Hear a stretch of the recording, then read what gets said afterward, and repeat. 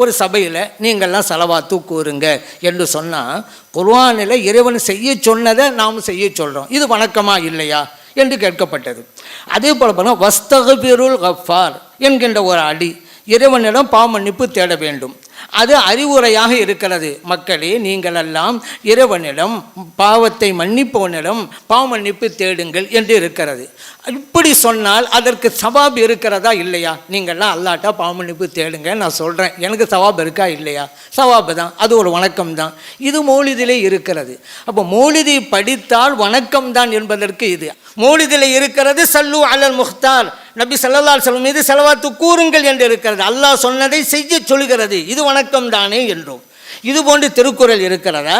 நபி ஸல்லல்லாஹு அலைஹி வஸல்லம் உங்களுக்கு நீங்கள் ஸலவாத்து சொல்லுங்க என்று இருக்கிறதா என்று கேட்டோம். அந்த ஆயத்து அங்கே இருக்கின்றாலும் கேட்கலாம் கிடையாதுங்க. அதே போல் மௌலிதிலே வஸ்தக்பிருல் கஃபார், இறைவனிடம் நீங்கள் பாவமன்னிப்பு தேடுங்கள் என்று இருக்கிறது. இது வணக்கமா இல்லையா? அல்லாட்ட பாவமன்னிப்பு தேடுங்கிறேன், இது வணக்கமா இல்லையா என்று கேட்டோம். திருக்குறளில் இது இருக்கிறதா? இறைவனிடம் பாவமன்னிப்பு தேடுங்கள் என்று அங்கே இருக்கிறதா? மௌலிதிலே இருக்கிறது, அங்கெங்கே இருக்கிறது என்று தான் கேட்டோம். அதே போல் துஆக்கள் எல்லாம் வணக்கம் என்று நீங்கள் நிறைய சொன்னீங்க. உண்மைதான், குர்ஆனில் இருக்கிறது, ஹதீஸில் இருக்கிறது. அந்த துஆ மௌலிதிலும் இருக்கிறது. அப்படியானால் உங்களுடைய நிலைப்பாடு என்ன? ஒருவர் யா அல்லாஹ் யா அல்லாஹ் இரஹமில் மூமினீன் என்கிறார். இறைவனே மூமின்களுக்கு அருள்மழை பொழிவாயாக என்கிறார், துஆ செய்கிறார் அல்லாஹ்விடம். இதற்கு நன்மை உண்டா இல்லையா? நன்மை உண்டு என்றால் சுபான மௌலிதை படிக்கும்போது அது இபாதத் என்ற நிலையில் வருகிறது. மற்றவர்கள் கேட்டால் அது வணக்கம் என்று சொல்கின்ற நீங்கள், அது மௌலிதிலே இடம் பெற்றுவிட்டால் வணக்கம் என்று நாங்கள் ஒப்புக்கொள்ள மாட்டோம் என்று ஏன் இரட்டை? இவர்கள் பார்த்தீர்களா, நாங்கள் குர்ஆன் என்கிறோம், நாங்கள் ஹதீஸ் என்கிறோம், இவர்கள் ஆத்திச்சூடி என்கிறார்கள், அறம் செய்ய விரும்பு என்கிறார்கள். நீங்க சொன்னதுக்கு தானே கேள்வி எழுப்பணும்.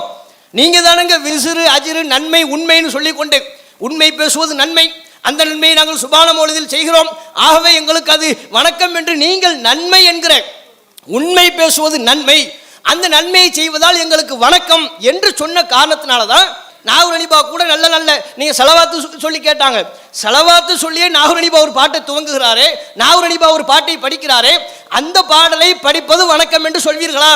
பள்ளிவாசல்ல நீங்க சுபான மௌலிதுக்கு ஆதாரம் காட்டினீங்கல்ல, கூட்டம் கூட்டமாக நபியை புகழ்ந்திருக்கிறார்கள், தனியாக நபியை புகழ்ந்திருக்கிறார்கள், பள்ளிக்கு உள்ளே நபியை புகழ்ந்திருக்கிறார்கள், பள்ளிக்கு வெளியே நபியை புகழ்ந்திருக்கிறார்கள், ஆடி ஆடி குதித்து குதித்து நபிகள் நாயகத்தை புகழ்ந்திருக்கிறார்கள் என்றெல்லாம் சுபஹான மௌலிதுக்கு ஆதாரம் கேட்கின்ற பொழுது நீங்கள் சொன்னீர்களே, அதுபோல இந்த நாகூர் அனிபா பாடலை கூட்டம் கூட்டமாக படிப்பது வணக்கம், தனித்தனியாக படிப்பது வணக்கம், குதித்து குதித்து படிப்பது வணக்கம், இப்படி சொல்வீங்களா?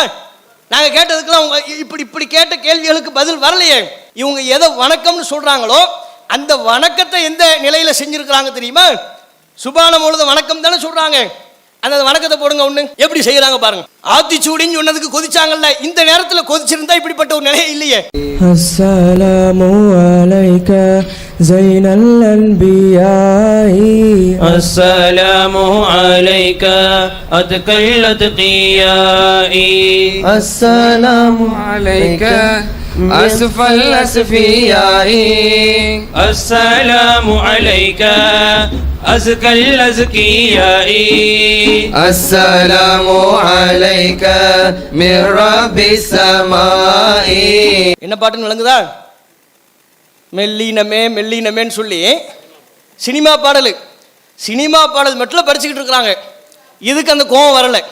ஆத்திச்சூடி அறம் செய்ய விரும்பு, அதுவும் அவங்க சொன்ன ஒரு கருத்திற்காக எதிர்கேள்வியாக கேட்டதுக்கு கோபம் வந்துச்சு. இப்படி படிக்கிறது தரணும் தர்ணம் தரணும் தர்ணம் தரணும் தஹதான தருணம் தினமும் தரணும் தர்ணம் தரணும் தர்ணம் தரணும் தஹதான தருணம் தினமும். பூமன் சிறப்பை படிப்பில் பெற்றதும் இல்லையே, அரிசை கடந்த பொழுதும். பாத்தீங்களா? தானா தனனம்ங்கிறது எப்படி மாறிடுச்சு? தாக நபி தரணும் தருணம், தாக நபி தரணம் தருணம். பாருங்க, இந்த வரிகள் மூலமாக கூட உங்க நம்பிக்கை என்னங்கிறது நீங்க விளங்கலாம். நாம இதை சுட்டி காட்டுவதற்கு உண்டான காரணம் இதைத்தானே. வணக்கம், நீங்க ஆத்திச்சூடி அறம் செய்ய விரும்புன்னு சொல்லும் போது எழுந்த அந்த கோபம், இப்படி நீங்கள் எதை வணக்கம் என்று நம்பி செய்து கொண்டிருக்கிறீர்களோ, மக்கள் மத்தியில் சொல்லிக் கொண்டிருக்கிறீர்களோ, குர்ஆனுக்கு மாற்றமாக, நபிகள் நாயகத்தினுடைய போதனைக்கு மாற்றமாக எதை வணக்கம்னு மக்கள் மத்தியில் பொய்யாக சித்தரிக்கிறீர்களோ அதை இப்படியெல்லாம் படிக்கும்போது உங்களுக்கு கோபம் வரலையே, ஏன், என்ன காரணம்? இவங்க ஆதாரம் இல்லாதவற்றைத்தான் செய்கிறார்கள் என்பதுதான் இதில் உள்ள அம்சம்.